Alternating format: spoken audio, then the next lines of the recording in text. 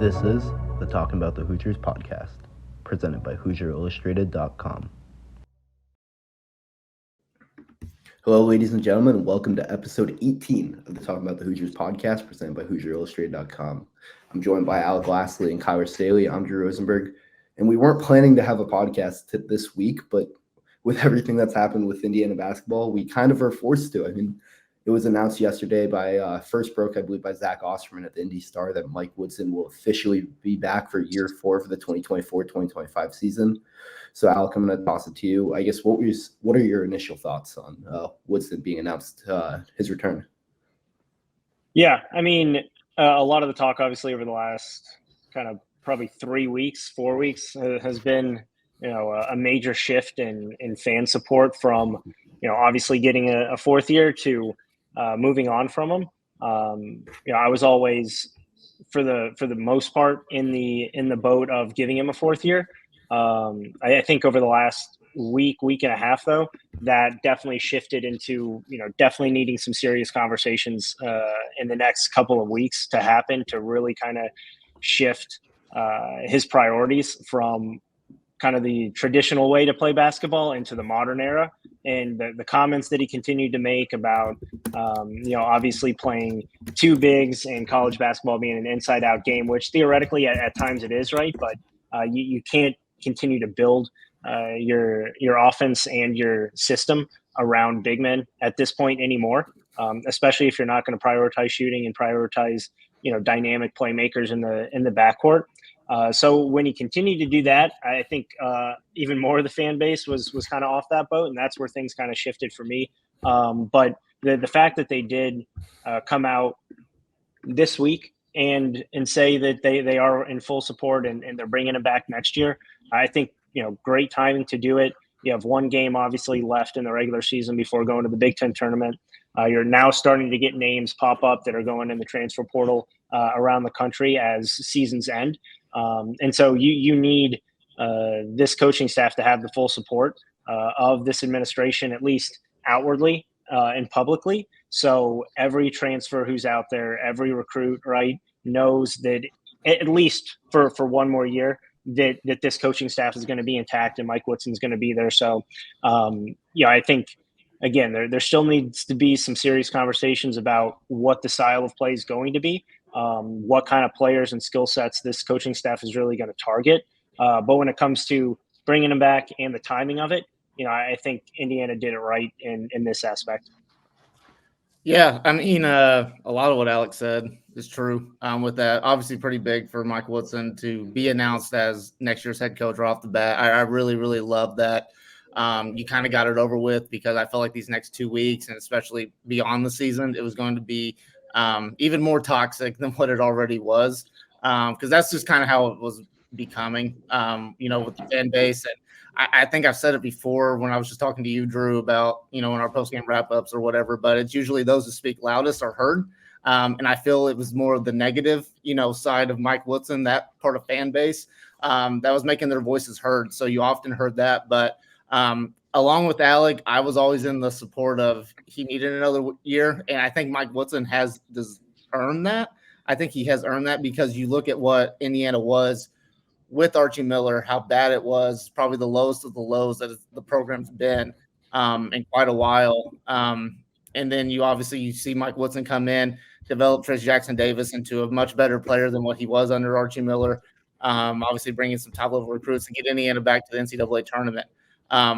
I think people just kind of forget that this season was expected to be a down year, but it's very understandable. You didn't expect it to be as down as what it was. You expected them to be at least in bubble contention. So I get the frustration with that, but I think at this point, the Indiana fan base just needs to kind of take a chill pill, kind of step back a little bit, and just kind of let Mike Woodson try to fix this thing and see what he can do when it comes to the portal time and everything. And I also think it's big for the guys that are on the roster right now, so they know what's going to happen next year. They know what staff's coming back, and that's not to say that Mike Woodson might make some staff changes. We don't really know what's going to go on with that. So just big right now for the program. I think, it shows Scott Dawson's fully behind Mike Woodson, at least for the time being. And that's good just to kind of have everyone together at this point and heading into the portal. I think they already know what they need to get. I think Mike Woodson's pretty smart in understanding what he needs to get. And honestly, I don't take the inside out comment too seriously in a way, because you see teams. Yes, it's not the most modern style of basketball right now, but you see teams use that and use it pretty effectively. I think Purdue is a perfect example of that. The way they use it and the way that they have Zach Edey and how they surround him with shooters and playmakers, and even someone like a Trey Kaufman-Renn, a guy that can kind of step out on the perimeter and make plays. So yes, if that's what he wants to play like, then that's fine, but don't overload the front court while you're doing it. It's something, obviously people really want Malik Renew and McKenzie and Mbako back. They want those guys to be the front court. I think that'd be a perfect front court moving forward. So just really big news. I'm kind of glad that it's all over with and we know what to expect coming into the offseason. Yeah, and I think it was really important to get the announcement out now, because if Woodson's going to try to recruit these transfers, and let's call it call it how it is, there's some recruiting going on under the table with guys who are still at rosters that are going to enter the portal. And if Woodson, there's still like that question mark, that cloud about, is he going to be the head coach next year? It's going to be really hard to get those guys to say, I want to play for Mike Woodson if Mike Woodson might not be back. And then back to kind of what you said, the inside out comment. If you're going to build an inside out roster, you have to do it in a specific way. And Woodson, all 3 years have been inside out. And while there was success, Trey Jackson-Davis was a big reason for that. And you got to do it the right way. Look at Purdue. You mentioned Purdue.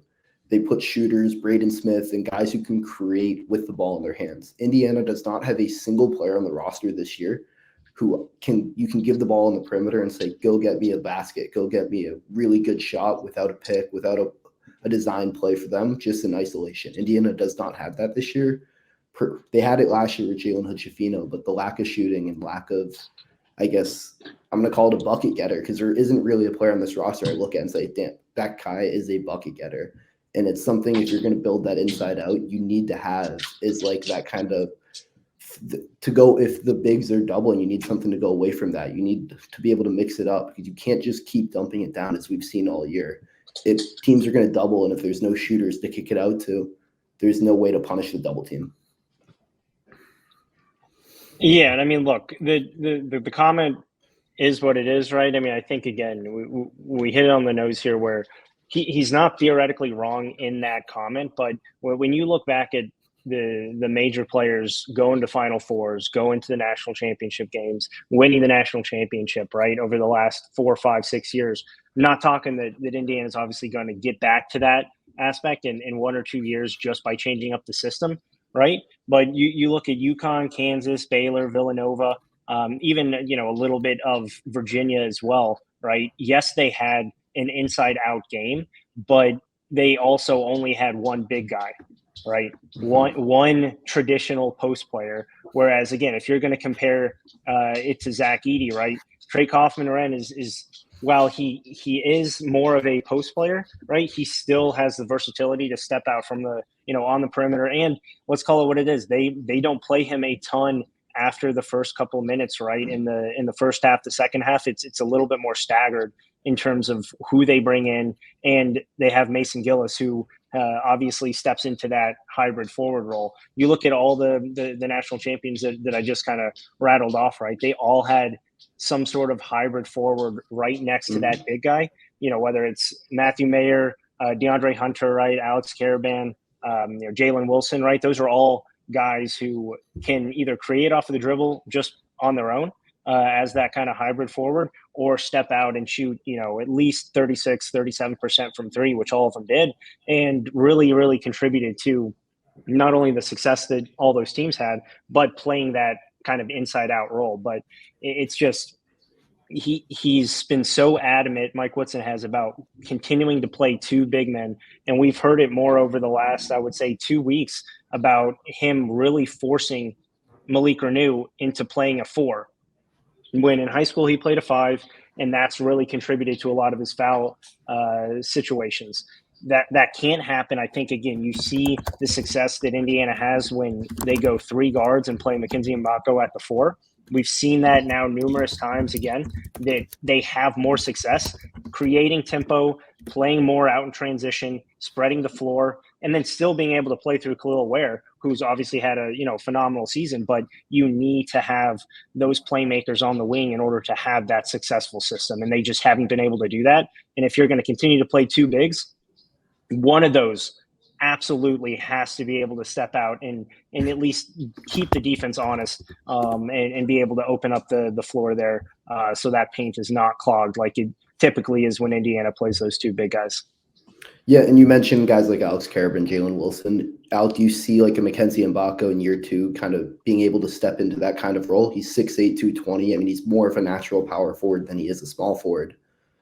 And yeah, absolutely, think, right? Yeah. I mean, you see what he's able to do, not only just off of the dribble over the last month and a half, right? But he's been shooting about 37-38% basically ever since those first 5 or 6 games where he really struggled. So you take that first month of the season out, right? He's been a very, very successful 3-point shooter, making 1.5 to 1.7, 1.8 threes a game. And then you look into specifically the last month, right? I mean, he's shooting about 43% from three, and that's something that it's not on low volume, right? We see him continuing to take 4 or 5 threes a game. He has the ability to play in the paint, although he doesn't do it consistently. But to have that versatility, you see what Xavier Johnson obviously is able to bring with creating a little bit more of that up-tempo style of offense, but really getting out in transition. Even if you're not able to score right away in the fast break, it's all about the secondary break. We've now seen numerous games where they may not get anything right away on that first pass, but maybe that second or third, you're kicking it out to a trailing Mackenzie Mbako, or it's a ball reversal where the defense is still trying to match up in that secondary break, and he's typically draining that shot. So I think the best win that Indiana could have in the transfer portal in this offseason is somehow finding a way to get Mackenzie Mbako back in Bloomington, and playing him at the 4, going small, and really, really spreading out the floor with those dynamic playmaking wings that they haven't had in quite some time. So here's another question, and either one of you guys can answer this. So sticking with Mackenzie Mbako, would he be willing to play that small ball 4? Would he be willing to do that? Because I feel like when Mike Woodson recruited him, obviously you already had Khalil Ware already committed. When that happened, you knew you were going to have Malik Renew. I feel like Mike Woodson's pitch at the time was, hey, Mackenzie, you can come here and you can play the wing. I feel like a lot of guys like him want to play that wing in college. Do you think Mackenzie Mbako would be willing to accept a change in position, I guess you could say? I mean, I think the hybrid role is more of a wing than it is a big when you really look at a guy like Carabin. Carabin is not posting up much unless he has a matchup. He's catching the ball in the perimeter 25 feet away from the bucket and tasked with making plays. And I think if you sell it the right way, where you put another shooter, McNeely, alongside him, hopefully add another guard or scorer to start alongside Trey Galloway in the backcourt, now you have the room for Mackenzie Mbako, which he really hasn't had to function this year. And you sell it to him, well, now you're going to have slower guys guarding you. You're going to have much more room to operate in the wing and on the corner where he's been really successful this year. And if you sell it like that, I think Mackenzie Mbako could be extremely successful in that role. Yeah, absolutely. And again, when we're talking about playing the 4, again, like it's just a number, right? In the traditional style of play, then you are kind of playing that post game. But in the new modern type of basketball, right? That's those names that we've been talking about. The really successful teams have the guys that play out on the perimeter, and then secondary would go into the post because he's big enough to do that, right? He has good size. We've now seen that he's at least physical enough to play in there at times, but it's all about creating that NBA style of offense where we now see almost everyone. If you're not able to shoot the 3, you don't have a very, very consistent role unless you are absolutely fantastic at one other spot or one other skill set, right? So especially with this team, you need to have that. I think it's a super easy pitch. I think it's something that they've sprinkled in at times, and again, they've been successful with. So I think it's a no-brainer. I think it would benefit both of them. if he did obviously come back next year and play that position. Yeah, and kind of building off of that a little bit. So obviously, I think we're all kind of agree Khalil Ware is gone after this year. Going to the NBA right now, he's looking like a lottery pick. The way he's been playing lately. So obviously, you're not going to have him. I think the big thing for Mike Woodson is don't dig yourself a hole, a front court hole, as I'm going to kind of call it. Going into the portal, because let's look at his first 2 years. Obviously, you had Trace Jackson Davis and Race Thompson. Those guys were going to play no matter what, so you kind of were stuck with that front court. Moving forward, and we even saw at times where Mike Woodson would kind of change it up just a little bit especially with Race Thompson. I feel like Race Thompson got pulled around just a little bit at times, but obviously he dug himself a hole, and obviously Khalil Ware is a very, very talented player, probably the best pickup, for this Indiana team this season.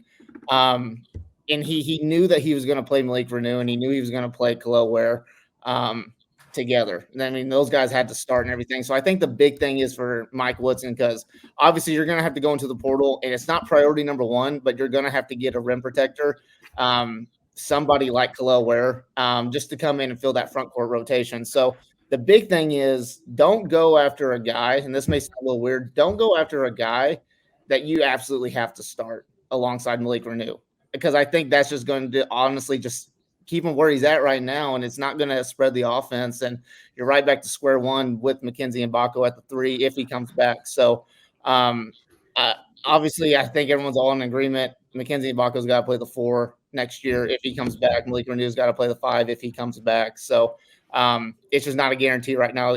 Either of those guys will come back, so we just don't know what exactly you're going to have to do in the portal. But I think the priority is just get shooters, get guards, get a dynamic guard, get someone like that, an experienced guard, because this team needs a lot of experience if you're going to bring in a bunch of new pieces. So, that's kind of my thoughts on it.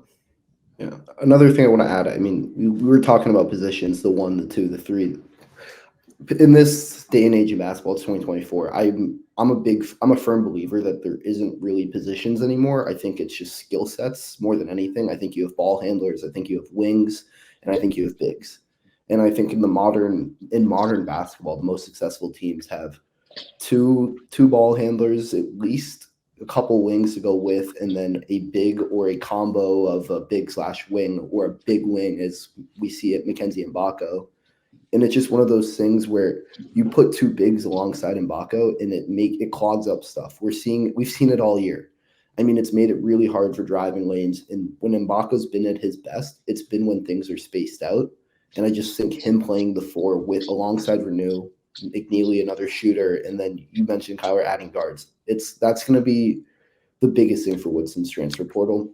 We talk about Woodson, how he's safe another year, but if Woodson wants to be the head coach past 2025, he needs to hit this portal hard, and that means getting guards. Indiana needs at least 1 to 2 guards, with the expectation that their rosters, there's going to be a ton of roster turnover after this year.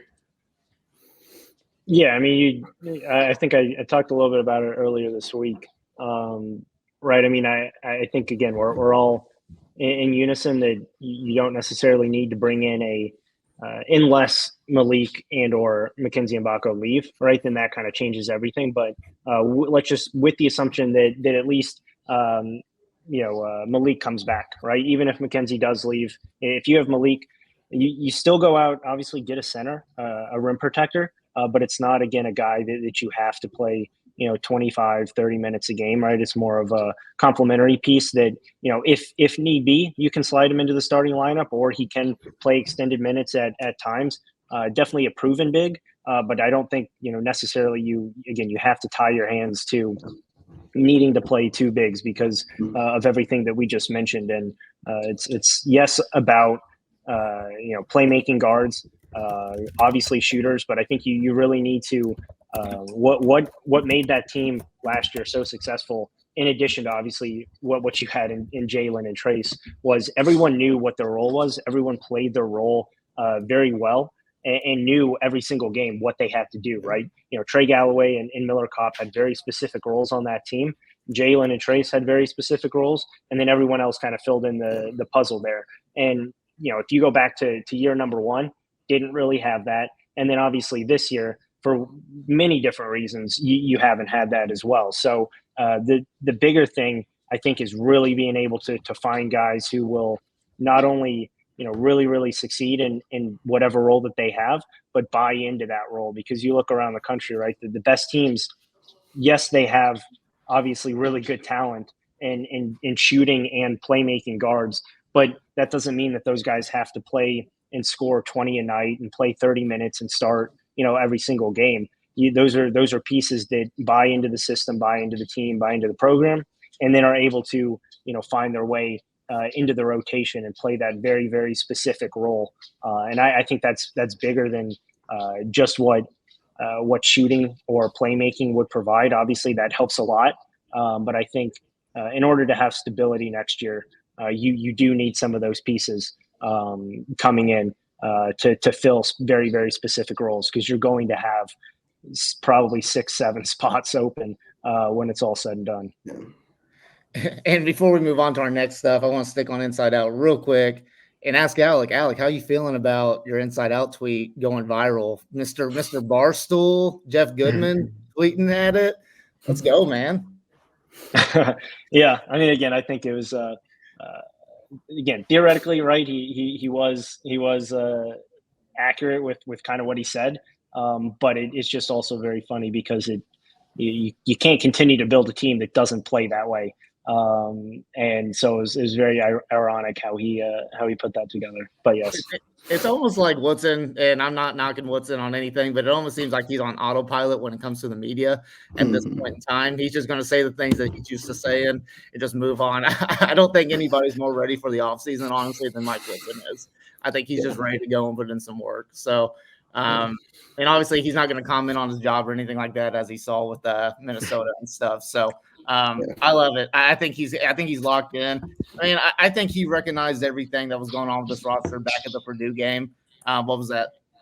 Beginning of February, somewhere around there. He said, we got to add some pieces, and everyone took that and ran with it. So, I think he knows what he needs to do, and I'm honestly kind of excited to see how he attacks April. Yeah, just got to keep working and get over that hump. Get over that hump, that never-ending hump. And I honestly, I love it nowadays. I love that he just continues to say that. I mean, I will say, you look at the team right now, moving on to the next thing. I mean, real quick, they're playing the best basketball that we've seen all year. I mean, you can look at the Kansas game or some individual performances where they played really well, but we haven't seen it over a multiple game stretch like we have these last 3 games. You beat Wisconsin, then you go on the road and beat Maryland, is, I want to say, 9.5-point dogs. And then you go on the road and beat Minnesota is 5.5-point underdogs. I mean, this team is playing the basketball people hope they would be playing this year. And I think Mackenzie Mbako is the reason. I mean, you looked at the roster at the beginning of the year. All year I was saying this team will go as far as Mackenzie Mbako is able to go. If he is a superstar right out of the gate, they could have been very good. But he's a freshman. Again, Mike Woodson has made that very clear all year. He's 18, 19 years old. He's a young kid adjusting the game, and it takes some time.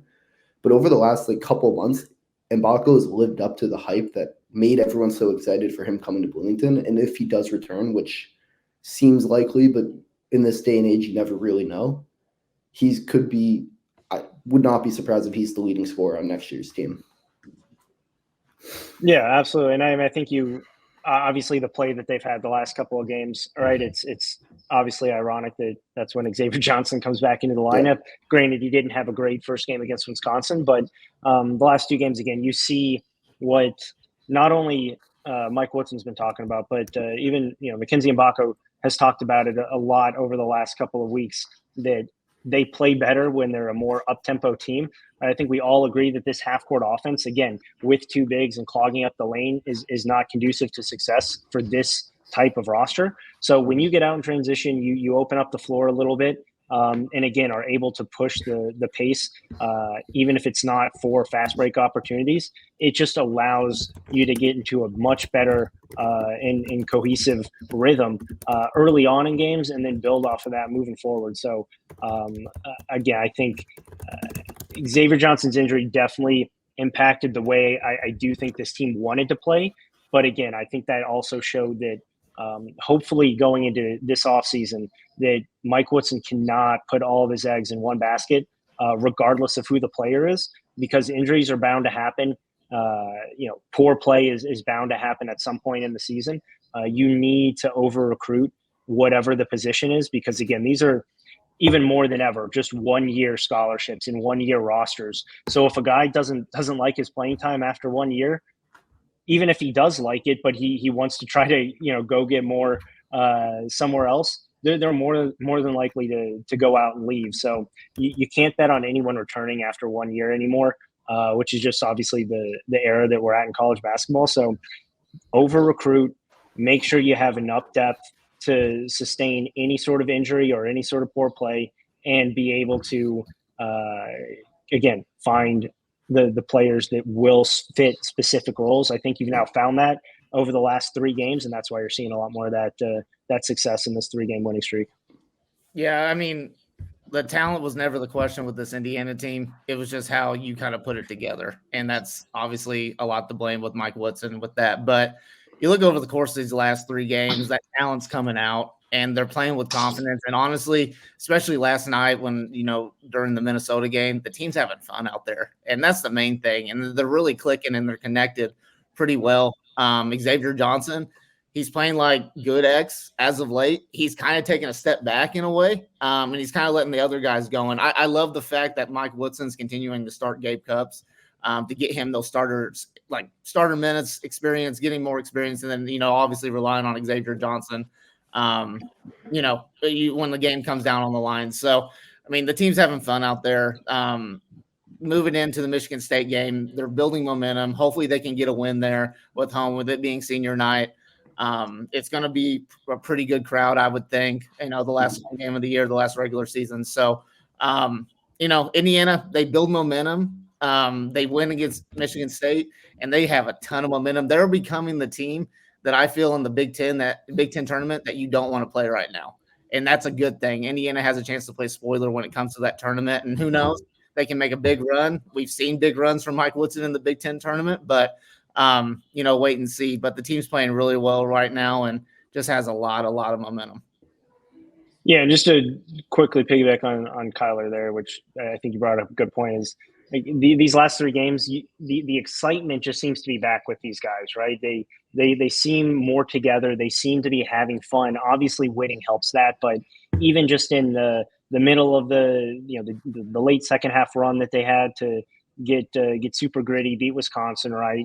Build some momentum, move into the Maryland game, which I don't think I've seen them that happy in the second half during that run. Again, winning and playing well fixes everything, but I think those two go hand in hand. But the way this team did not quit on this coaching staff, I think showed more than just about anything else this year. As bad and as disappointing as this season has been, the fact that they're now playing at this level, and again, this team seems to be, I think Clearwater said it post game yesterday, that this team is now the most together that it has been. I think says a lot about what this coaching staff has been able to do, regardless of obviously the wins and losses. At the end of the day, obviously that's what you're judged on, and there are still a lot of cracks in this system, in this program at the moment. But I think that if you're going to take away anything from this end of season run, regardless of what happens against Michigan State in the Big Ten tournament, I think that's the biggest positive. Is this team definitely did not quit when they easily could have packed it in, and I think a lot of that does have to go back to Mike Woodson and this coaching staff, if you are going to give them credit for anything this season. Yeah, I mean, agreed. And I want to go back to one point real quick. Kyler made talking about the Michigan State game. It's going to be interesting to see how that crowd is. I mean, it's spring break. Bloomington or IU goes on spring break starting Saturday. So a lot of students are going to be gone. I've talked to a lot of people who are already leaving. A lot of people left Wednesday. So it's going to be one of those things where it's going to be interesting to see how much of an impact the crowd really is, I guess, with the students in the Assembly Hall effect, if it's as big as, I guess, normal with so many students gone. Yeah, obviously that'll play a factor and whatnot. We've seen that at times. I felt like at times in I think it was the Kansas game. Obviously that was a big game. They didn't have students there, but the crowd was pretty electric there. Yeah. Really, I'm just curious to see when Mike Woodson walks out of the tunnel, the reaction there. So I think it's gonna be mixed. But at the end of the day, everyone's got their opinion. They can kind of see how it is. But Alec, you made a great point. This team never quit on Mike Woodson when they easily could. Look back at the Archie Miller days, the final games that he had, that team quit on him, and it was one of the most disgusting things you could ever see on a basketball floor. So those guys locked in with Mike Woodson, that tells you a lot, especially with recruits. You're looking at that. That shows you what kind of coach he is to those players, and those players really respect him, and they want to be coached by him. Yeah, and Kyrie, you mentioned that reaction that the fans are going to have to Mike Woodson. We're going to have all the coverage of that. I'm going to be there, Kyler. You're going to be there. We're going to have full coverage for the senior night, last home game of the season, and then Big Ten tournament. As always, for all things IU athletics, follow Indiana_FRN on Twitter, Facebook, and check out the HoosierIllustrated.com website. And make sure to hit subscribe on both YouTube and Spotify. Also, in case you didn't know, Hoosier Illustrated has partnered with Tom Brady's company, Autograph, to streamline our coverage so you can do what you do best. Follow IU Sports. Use code INDIANAFR to get started today. As always, thank you for tuning in to the Talking About the Hoosiers podcast. We'll be back.